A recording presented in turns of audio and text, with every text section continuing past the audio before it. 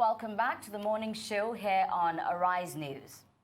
On Friday, the leadership of the Alliance for New Nigeria, the ANN, and the Young Progressive Party merged to form a new coalition known as the Force. Now, this partnership will, in the coming days, present a consensus candidate between Fela Durotoye and Kingsley Moghalu in the February 16th presidential election. Joining us now to speak on the coalition between the two parties and an even wider alliance with other political parties is the chairman of the Alliance for New Nigeria, Emmanuel Dania. Welcome to the program. Thank you very much. Well, how and why? We know how this thing has come up now, this alliance between you and the YPP. We also know that there was a previous alliance, which was known as PACT, and the presidential candidate of the YPP pulled out of that, citing that he wanted to be a presidential candidate for Nigeria. So how and why have you come under another alliance now? I think, let us just to set the record straight. The pact was an arrangement that was between aspirants at the time. They were not candidates of any political parties. They had initiated something that was a good initiative, but in the opinions of party executives at the time, it was a bit too early. But that doesn't take away the fact that it was an initiative of young people coming together saying, let's see how we can put things together and come with a consensus candidate. Now, the turnout or what came out of that, we don't have any controls of that. But what we're trying to do at the moment is seeing the reality of what we have on the ground as political parties. You can see that we have, these parties have emerged amongst the 93+ parties. They were amongst the 5 political parties that you have today in the debate. And that tells you how far they've come. To also mention that Alliance for New Nigeria is about a year and a few months old, perhaps 2 months old. For us to have gotten to where we've gotten to, it means that we've done some certain things right. But going further, it is important to know that you can't win an election of such magnitude with the kind of people that you're dealing with without forging some level of alliances. And we're very careful about who we're forging alliances with. One of the things we're setting out is that we're a completely different breed. The reason why we got involved in politics in the first place was to show that certain pedigree of people can get involved in politics. That there's nothing wrong with getting involved in politics, that we can change things. We can change the direction of things. And that's what we've done. And so we're very careful on who we're doing our alliances with, because it's not just about 2019. It's about developing a political party that has the right ideology over a 20, 30-year period. So we want to build on that whole process. Now, in 2013, Nigeria's biggest opposition parties joined together to form the APC a full 2 years before the 2015 elections, in recognition of the fact that trying to unseat an incumbent government is a Herculean task. What effects do you hope to achieve in the 18 days remaining before the elections with the Force? Again, things have changed. Things have changed between 2013 and now. The elections have changed. You can see how things are. Electorates are more involved than ever before. People are more aware than ever before. Just the fact that they did that in 2 years doesn't mean that we can achieve that in the next 2 weeks. The difference is they were able to form with a body called the APC, and I had both of them inside. That's not the kind of arrangement we have today. What we have today is an alliance. We haven't merged. We're talking to see the possibilities of how we can work together across party positions, which is in all the states where we're all present, to see how we can work together in forming a very strong partnership along the lines of the House of Assembly, House of Rep, Senate, the gubernatorial, and build that up to a point where we can find a consensus. So we're just going through the process. Let's even see the strength of where we're strong, where you are weak, and let's see how we can plug in those other areas and bring in all the other political parties that we believe very strongly can pull that. So are you taking a more long-term view? Your goal is not necessarily 2019 elections, it's a longer-term view. To win 2019 elections. It's an open... It's one of your goals. That's one of our goals. As well as a long-term goal. A long-term goal, yes. Who is your consensus candidate? I mean, it's 18 days to go, and how would this work? Will he be picking a name out of a hat or heads or tail?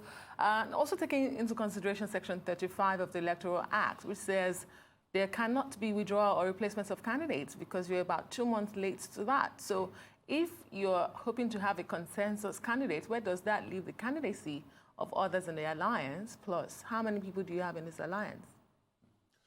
I mean, for now, that's what we started with 2 political parties, which is Alliance for New Nigeria and Young Progressive Party.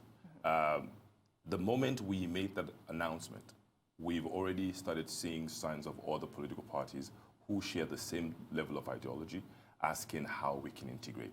So what we're doing now is that we're just talking. We're in talks, trying to find out how we want to be able to marshal this out in the next couple of days. But we started having very, very frank conversations around walking around that spot. And I'm sure that in the coming days, we'll probably be able to come with a position to that.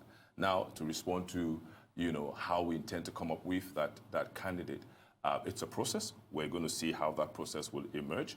And what we set as an agenda is Nigeria is bigger than any individual. Nigeria is bigger than anybody's personal ambition. So as a party, that's what we've always pushed, that we are a party for Nigerians. We listen to what Nigerians. After the debate, it has become increasingly necessary that those who were at the debate, Nigerians were saying, your sound, the message is fresh, it is new, and we want that. But if you guys will come together, it will make a lot more sense because the 40 million people that did not vote in 2015, because they were not interested in the candidates that were on, are most likely going to be interested in the candidates that we have today. But it will mean that there will be a split vote amongst our candidates. Yeah, and which will give room for the likes of the APC and PDP to emerge as the president of 2019. So we're trying to close that gap. Remember that between them, it was only 28 million people that voted, I think, in 2015. Today, we have about almost 84 million people who have their PVCs ready to vote. That's a larger number.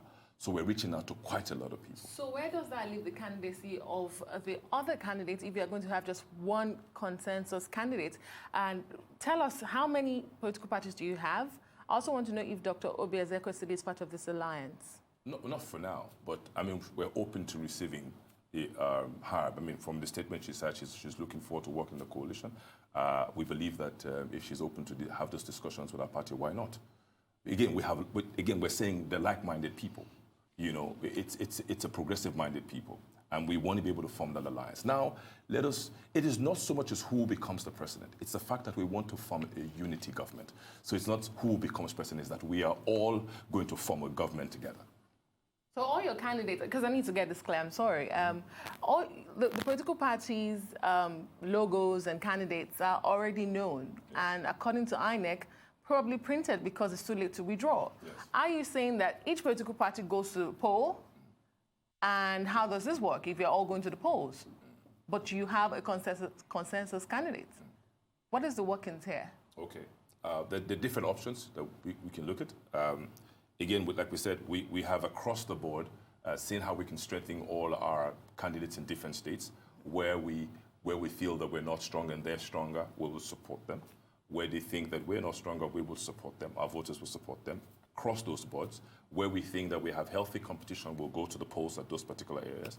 But when we get to the point of who the consensus candidate is, it's the fact that we will all throw our weight behind making sure that whoever that person is, we're calling everyone to vote in that particular direction. Okay, but what are the odds that this coalition can actually increase your chances at victory? What are the odds? Yeah. You have to try. We know how strong we are as a party, but we can be stronger. We've done well for a political party to be entrenched in all the states in the country. A lot of people actually think that these new parties are social media parties, but I think they'll be shocked in come February 2016, that we're beyond a party that is a social media. We built our structures everywhere in all the states, and we're working tirelessly to ensure that we are engaging. And that's why you've noticed that the slogan of Alliance for New Nigeria, the presidential candidate and the team, is that, where the son of nobody can become somebody, without knowing anybody. It's a Nigeria where anybody can become something. And that's the Nigeria we want to see. That's the new Nigeria we want to see going forward. So yes, we do believe that it won't hurt us if we have other alliances to make our positions very strong. And that's why we're looking at those options. Again, we're listening to Nigerians. Nigerians are saying, we would vote for you, but we want you to work together. And for me, I think it's a huge responsibility on the alternative parties at this point in time to take that initiative. That's why we as a party started to look at the possibilities of bringing people on board to say, listen, how do we work together? How do we get past this? How do we do things differently from the way the old politicians are doing things? How do we sit on the table and say to ourselves, we need to be progressive. We need to save this nation from what we're seeing today. You know, it is so appalling to find yourself in a government that has completely no direction. And I don't think that PDP is going to offer anything better, to be honest. Now, your candidate, Fela Durotoye, following Dr. Ezekwesili's withdrawal from the race, reiterated his willingness to form a coalition, and Kingsley Moghalu of YPP has accepted that. Have you heard from Omoyele Sowore? Has he indicated his willingness to join? Because Fela Durotoye also referred to him. Again, just that, I mean, the candidacy of the Alliance for New Nigeria, Fela Durotoye, has always maintained. He has such a big heart concerning Nigeria. He's someone who carries that whole persona of nation building. He's always about how do we carry everybody along. And he's made it very clear that the fact that Obi Ezekwesili stepped down doesn't stop her from a coalition at all. And so he was saying clearly, every other person that we think that carries that whole mantra of a new Nigeria, or that whole, you know, that we're open. We're open to sit down and have that conversation. But who has accepted, who has decided to join the force? You also had 18 political parties who were involved with PACT. Have they also joined the force? Well, you also need to know that this happened on Friday. Today's Monday. So we have a couple of days. I'm sure that in the next couple of days, I will be able to give you details specifically. The phone conversations we've had ever since we announced that, we haven't put anything, we haven't had any concrete decisions yet, but we know definitely that the doors are open for more. If any of them want to join this coalition, why not? But it's clear that we want to be able to tell the establishment that, you know, there is a force that you need to reckon with, and that's what it is. Following the dissolution of the pact, Mr. Kingsley Moghalu said that, referred to himself as the heavyweight of that alliance, and while he stepped away, it collapsed. He says in his words, "I am the most prepared and most popular alternative." What is the guarantee that if someone like Mr. Kingsley Moghalu does not emerge a consensus candidate, he does not walk out of the force again? I think we have to be very fair to the candidacy of Kingsley Moghalu. Anyone who's running for presidency must be able to make sure that he presents himself in a particular manner, and that's what he's done. He's presenting himself as, you know, a candidate that has, and he has a right to do so.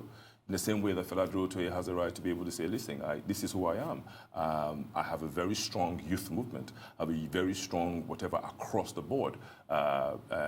So I believe that he's doing so. But I can't make any comments concerning the pact. You know, you have to understand that it's outside the party, and so whatever happened in the pact is within the pact. But I think that these individuals are distinguished men and distinguished character, and I think that, you know, we can always put them on the table to be able to agree. I believe strongly that if there is an agreement, you know, whether it favors him or the other, the right thing to do is that would abide by those decisions and move with it.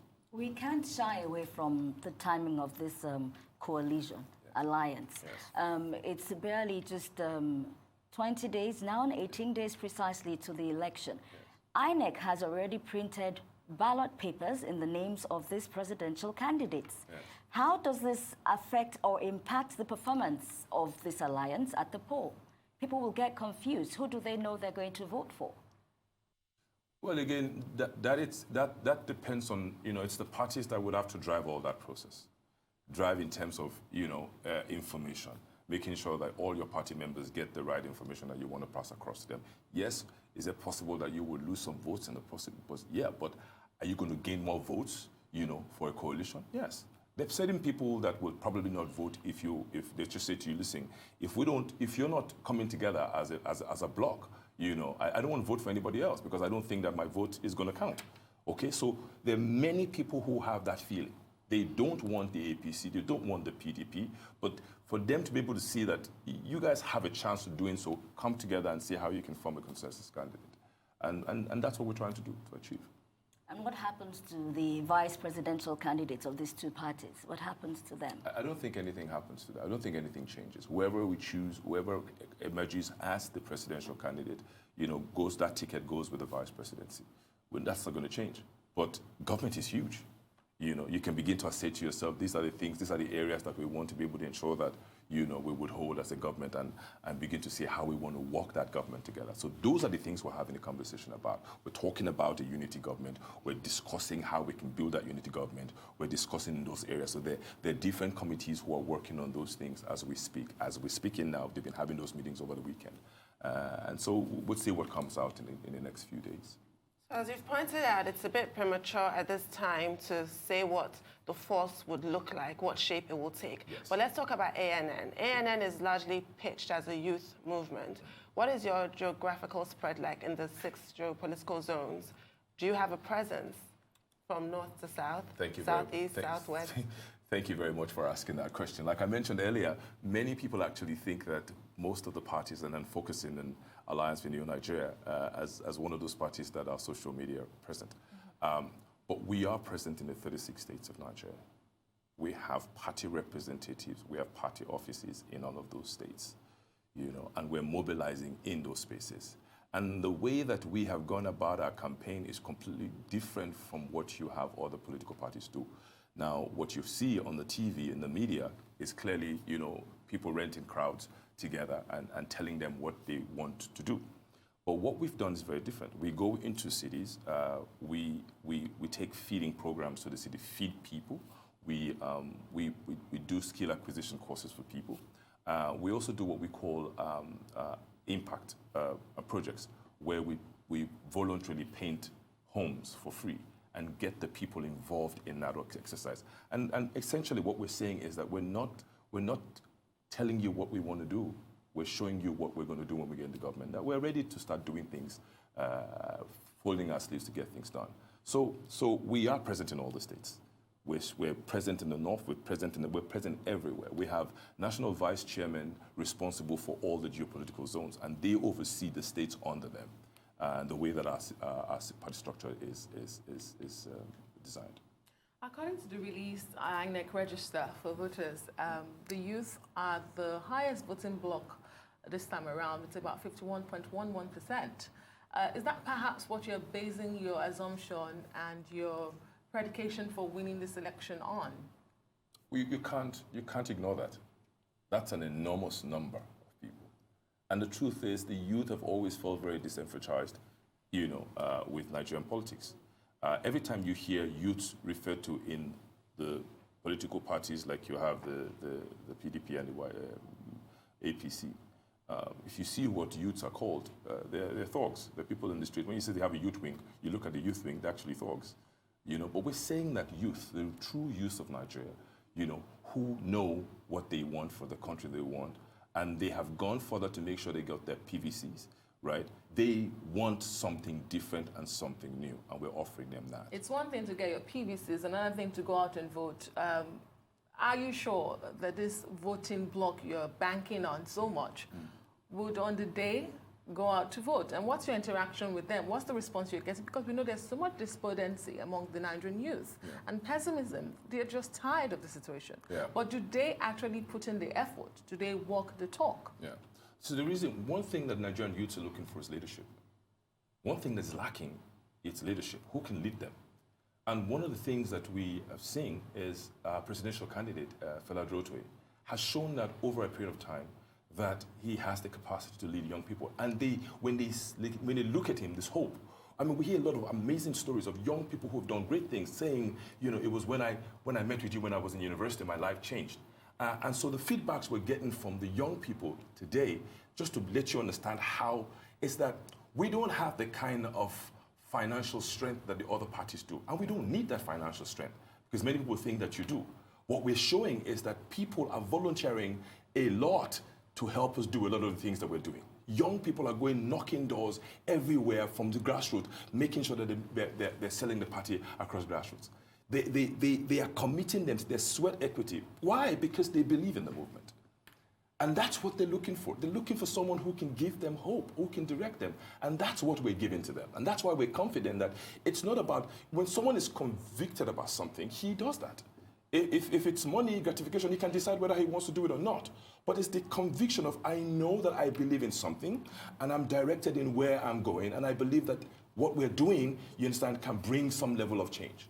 And that's what it is that we're pushing through. And with that conviction of himself and what is reposed in him by the youth in the country, is he ready to defer that to someone else?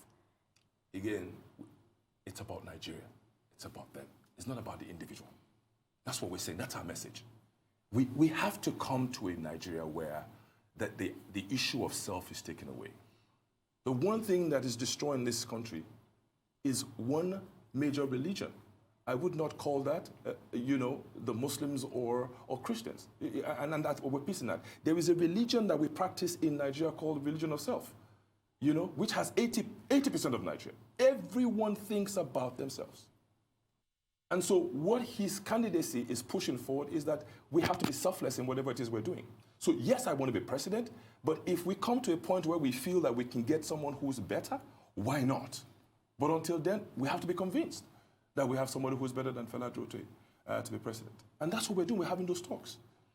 We're not making assumptions. What is your assessment of the current electoral climate in Nigeria regarding the laws and guidelines regulating the elections or lack thereof, and your assessment of INEC's readiness or competence to provide a free, fair, and credible election?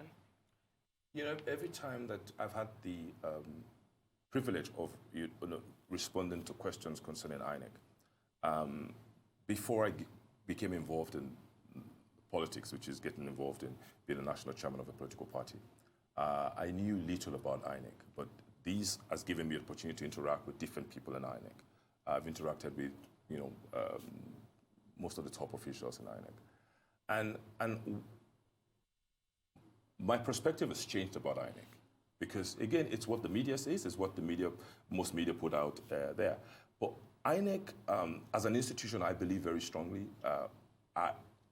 the intent is to ensure that a credible election, is done. They are doing everything to ensure that that is. Let's not make any mistake.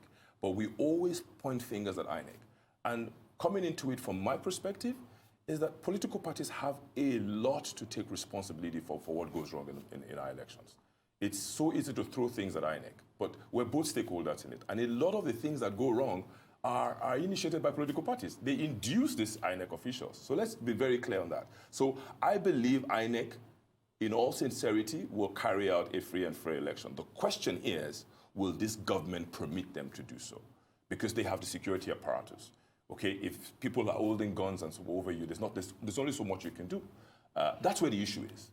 I think that the focus should be on the government allowing us to have a free and fair election. And I think that we deserve to have that. That happened in 2015 when they were in opposition. Yeah, and now that they're in government, they must create a free and fair election. What is leading you to doubt that the government will do that? But it's obvious. I mean, you can see. I want you to answer. You can see what's going on in Nigeria. There's so much going on, and I don't think it's the end yet. I still think that the next 2 weeks we're going to be seeing quite a lot. But it shows desperation on the part of the ruling party. What does? What shows desperation? I mean, the actions that have been taken. I mean, the previous speaker that you had on was talking about the same issues about the CJN. There's so many things that we can look at. Now, and every time we want to touch that issue, the CJN obviously must be guilty of certain things because of the evidence they have, concerning it. But we all know that everyone... Must or might? No, might, must, whatever it is, but everyone knows that you must be proven guilty, no matter what it is. There must be a process. And we're saying that allowed to go through the constitutional process. Why are we such in a hurry to do X, Y, Z? You understand? We have a bunch of people who are in APC who are the most corrupt individuals in the world. And I don't understand how no one has persecuted them up until this day. So why would you wake up in the morning and take someone who is the head of an arm of government and decide, 80% of people in government, I can say, that they're corrupt. And that's the truth. What is your party's official stand in this CJN debacle, your party and the force? What is your stand in this issue? It's unacceptable. The act is unacceptable. What President Muhammad Buhari has done is unacceptable. You know, you do not breach the constitution of a country. You don't have that power. You don't have that right to do so. It's a democratic system, and you must follow process. And I think that he must be told the truth. You know, Nigerians will not stand for this. Yes, you know, we can't distance whatever it is that the CJN has done, but every country knows that you must follow the constitution of that country. And for the fact that that has been breached is unacceptable. And our position is that he must make sure that he reverses things that he has already put in place. Right, just as a lot of groups have said, the NBA and all of them. That's why we're going to have to leave it this morning now. Mr. Emmanuel Dania, Chairman, Alliance for a New Nigeria. That's Fela Durotoye's party. Yes. Thank you for being here. Thank you very much. Thank you for having me.